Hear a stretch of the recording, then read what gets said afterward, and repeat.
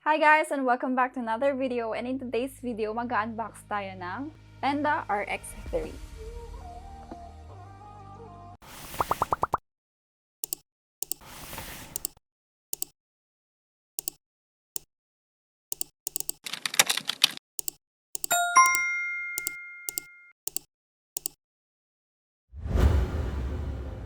Okay, so a little backstory lang guys about this TENDA RX3.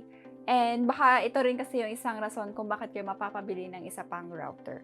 Alright, so napansin ko kasi guys na yung nakukuha namin na speed mula sa aming main router, which is yung sa router ng PLDT, ay umaabot na siya ng 25 Mbps, which is dapat umaabot siya ng 100 plus Mbps. So technically, hindi namin nakukuha yung maximum speed from the router, which is yung sa PLDT router nga. Pero nalaman ko kasi na ang maximum Wi-Fi speed niya lang ay nasa 54 Mbps lang siya dahil 802.11g lang siya.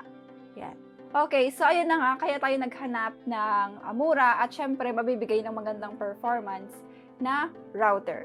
Ayan, so dati nakatry kasi tayo ng TENDA na brand, and if you haven't watched that video, yung TENDA F3 unboxing natin, you can check the link on the description box. Okay, so going back guys, at that time din kasi nag-reach out din si TENDA Philippines sa atin at binigyan niya tayo ng TENDA RX3 or the AX1800 Dual Bandwidth Gigabyte Wi-Fi 6 router. So again, to TENDA Philippines, thank you so much for giving us this Wi-Fi router. Okay guys, so let's go ahead and proceed with the unboxing. Alright, so itong napadala sa atin guys ay sealed pa siya. Unlike yung nabili ko na TENDA before, ay unsealed siya and may nawawalang cable. I don't know kung ginuha ng seller yun or talagang wala siyang kasamang ganun. Nakakatawa din kasi meron din siyang free TENDA 3 gel pen. So hindi lang siya ball pen guys, it's gel pen. Thank you so much again, TENDA Philippines. Okay, so what's inside? First, itong manual and documentation. Then, itong power adapter niya. So, standard na to guys, hindi na natin kailangan ng adapter. Unlike yung sa TENDA F3 kasi noon, is European ang plug niya. And all white siya guys, so bagay na bagay siya sa router. So, 12 volts, 1 ampere siya, so pwede siya pag walang kuryente. Step-up cable lang at power bank ang kailangan. So, if you haven't watched that video guys, so meron tayong video niyan, you can check din sa description box kung paano yung setup na ganyan. Then, ito na yung free LAN cable. Yung sa F3 ko kasi dati, wala siyang free LAN cable. Hindi ko lang kung kinuha, hindi ko lang kung kinuha ng seller or talagang walang kasamang gano'n. And ayan na yung router. Cute naman guys. Maliit lang siya. And compared sa other Wi-Fi 6 router ngayon na puro black ang color. And this is white in color. Now, unting notable features niya na worth mentioning guys. Una, siya ay Wi-Fi 6 na. So, capable na siya up to 1,775 Mbps. Siyempre, depende na lang sa internet plan nyo. And of course, depende din sa mga devices nyo like phones. Sa akin kasi hanggang Wi-Fi 5 lang ang phone ko. Next naman, meron siyang quad-core 1.5 GHz na CPU para mas magaling mag-multitask, and kahit madami ang nakakonect, okay pa rin siya. So, ilan ang pwedeng mag-connect? Sabi nila kasi dozens, so madami yun. Pero officially, nasa 35 to 45 connection siya.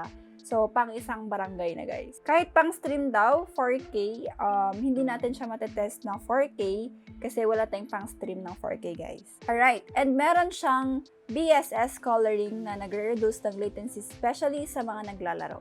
So, napakaganda ng features niya. Halos parehas sa mga ibang Wi-Fi 6, pero mas mura siya compared sa ibang routers. So, kung gusto niyo siya i-check, meron po ang link sa description box.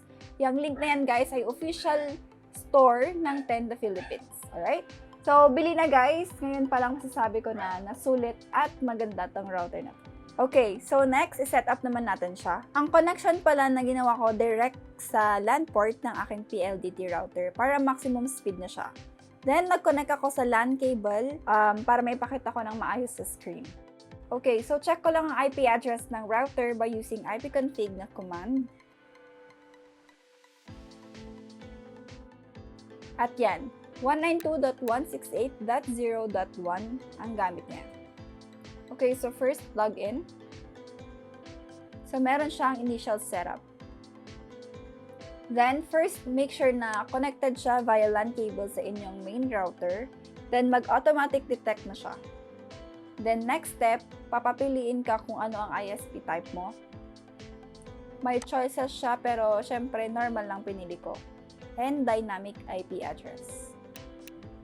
Next step ay yung Wi-Fi settings na. Ito yung Wi-Fi name. Hindi ko muna siya papalitan ngayon. And yung Wi-Fi password niya.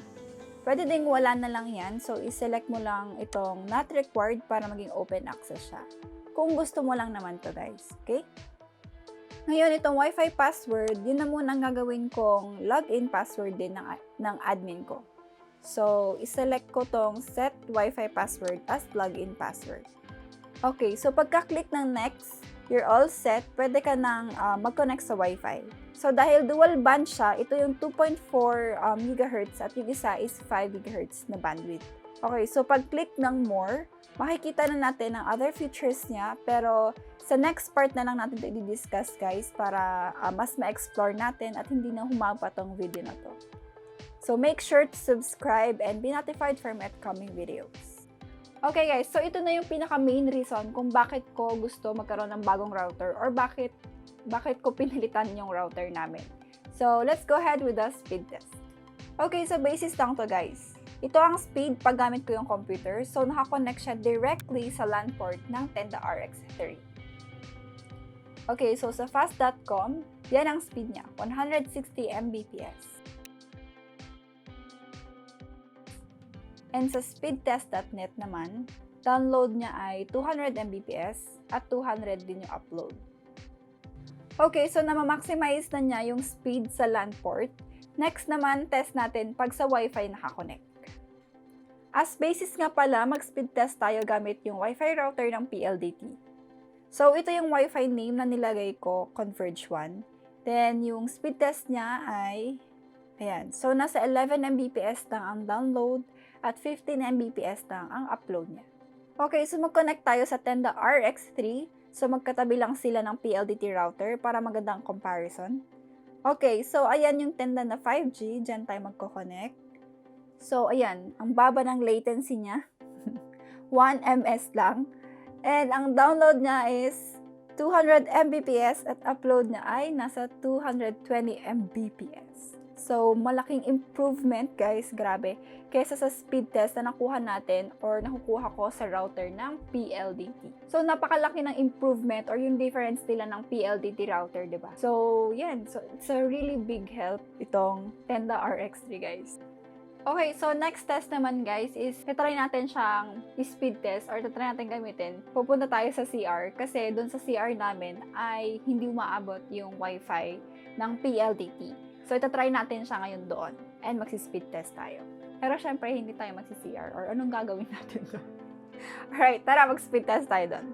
So speed test tayo gamit ang TENDA at yan nasa 3 ms na lang and then download speed niya ay nasa 3 Mbps and upload. Yan. Alright, so next, ipakita ko lang yung sa router ng PLDT. Ganito ang nakukuha niya. So, mag-connect tayo sa Converge 1 Wi-Fi. Ayan. Ayan, nag-error na kasi mahina masyado. So, ayaw niya mag-speed test talaga. Ayan, so guys, ganun talaga.